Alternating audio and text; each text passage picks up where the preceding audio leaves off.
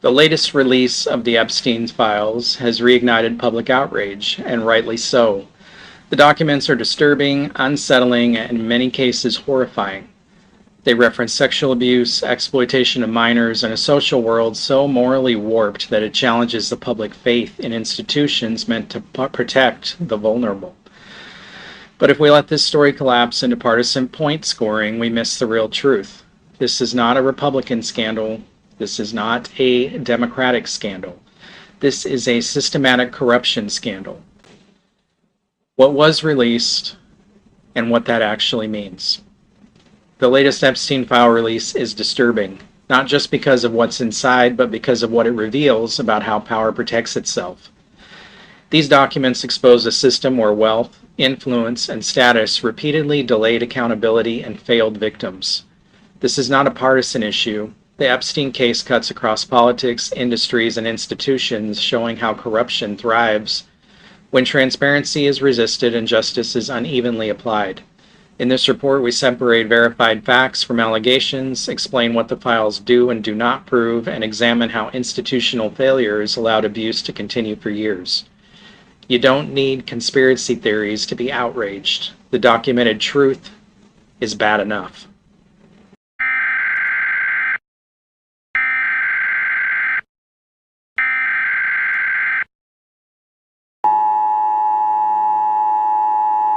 The U.S. Department of Justice recently released millions of pages of records related to the investigation of Jeffrey Epstein following legal and public pressure for transparency. These files include emails, contact lists, photos, interview notes, tips, and internal records. The DOJ itself warns that the archive contains graphic descriptions of sexual assault and disturbing material. It is not curated for comfort or clarity. It is raw. What they didn't redact. That distinction matters because a file mentioning a person is not the same thing as evidence of a crime. The archive contains verified investigative material, contextual documentation, and also unverified claims, rumors, third-hand statements, and vulgar commentary. Transparency does not equal adjudication. The most disturbing claims and how to treat them honestly.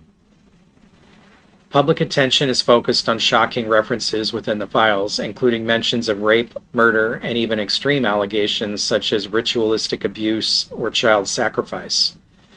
Here is the responsible, factual way to handle that. Sexual abuse of minors by Epstein is established fact. The broader claims of murder or ritualized violence appear in unverified communications or tips, not in charges, sworn testimony, or prosecutorial findings. However, they did redact depictions of death. And they've admitted that. Those claims must be treated as allegations inside documents, not proven events. This distinction is not about minimizing outrage, it's about preserving credibility. The truth does not need exaggeration. What is proven is already damning. The real scandal, institutional failure. The Epstein case exposes something far more dangerous than any single individual. It exposes how power insulates itself. Epstein did not operate in a vacuum. His access to politicians, celebrities, academics, financiers, and global elites was well known. His behavior was rumored and known for years, and yet prosecutors cut lenient deals, investigations stalled, records were sealed, media coverage was muted or delayed, institutions deferred responsibility. That is not a conspiracy theory. That is documented history. Corruption in the real world is rarely cinematic. It's bureaucratic. It hides behind procedure, jurisdictional confusion, and professional courtesy. It thrives on silence, delay, and reputation management. This is not about party, it's about class and power. One of the most corrosive mistakes we can make is turning this into a partisan weapon. The Epstein files implicate a culture of elite protection, not a single ideology. The social and institutional networks surrounding Epstein spanned political parties, industries, and countries. Power protected power. When accountability depends on wealth, status, or connections, justice ceases to be blind. So how do we read these files without being manipulated? A responsible public standard is essential. Every name or claim should be filtered through the same lens. Charged or convicted, established fact. Sworn testimony or court finding. Official investigative documents. Associations such as emails, photos, and contact lists. Unverified allegations or anonymous tips. Anything below level 3 is not proof, but it is context. And context matters when examining systematic failure. So what would real accountability look like? If institutions want public trust restored, transparency cannot be performative.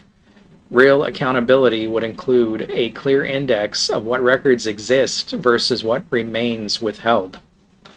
Independent review of the redactions. Protection of victim identities without shielding enablers. Equal scrutiny regardless of political affiliation or social standing. Without that, every partial release only deepens suspicion. So what is the bottom line here? You don't need claims to recognize the truth. A convicted sex trafficker operated for years with impunity. Institutions failed repeatedly. Powerful people were protected. Victims were ignored. That alone should outrage every American, left, right, or otherwise. This story is not about ideology. It is about whether a system that protects the powerful at the expense of the powerless deserves public trust. And that is a question no party gets to dodge. So where do we go from here? Well, this country is obviously being run by corrupt people. So what can we do about that? Well, the basic answer is nothing. And what I would say is don't trust any politician. Don't put your faith, hopes, and dreams in anything they tell you because it's all lies. Will anyone be prosecuted for this? No. No, they won't. They're untouchable. They've already said there's not enough evidence to prosecute. Pictures can't talk is what a federal prosecutor recently said on Fox News, which is funny because pictures and videos have been used for years to build cases, question suspects, and prosecute sex offenders. When I was in law enforcement, I was certified as a child sex crime investigator and in interviewing and interrogations. I also worked as a private investigator and defense investigator for 5 years and a fugitive recovery agent for 16. I've conducted many different types of investigations for many years. The evidence that's been presented that I've seen and we've all seen is clearly enough to question the suspects and build cases. But like I said, they're untouchable. They have no plans to bring in Bill Gates, Trump, or any other sickos we've seen in the files. Clinton will be questioned by Congress. He'll have no knowledge or of anything, and that'll be the end of that. We all know this will be the outcome. We all need to realize it's we, the people, and stop following party lines. Personally, I think we should all stop paying taxes. Why should this disgusting government continue to collect our hard-earned money so politicians can live these lifestyles, or send it all to foreign countries, or use it all to fight endless wars in other countries? We should stop voting for anyone at all. What we need is a do-over. We're living Sodom and Gomorrah. All this to say, live your life. Enjoy your life, your friends, and your family, and don't worry about the things you can't change. There's no point in it. The country, maybe the world, is morally bankrupt, but you don't have to be. It's 11:59 at Radio Free America, and this is Uncle Sam with music and the truth until dawn. Right now, I got a few words for some of our brothers and sisters in the occupied zone. The chair is against the wall. The chair is against the wall. John has a long mustache. John has a long mustache. It's 12 o'clock, Americans, another day closer to victory. And for all of you out there on or behind the lines, this is your song.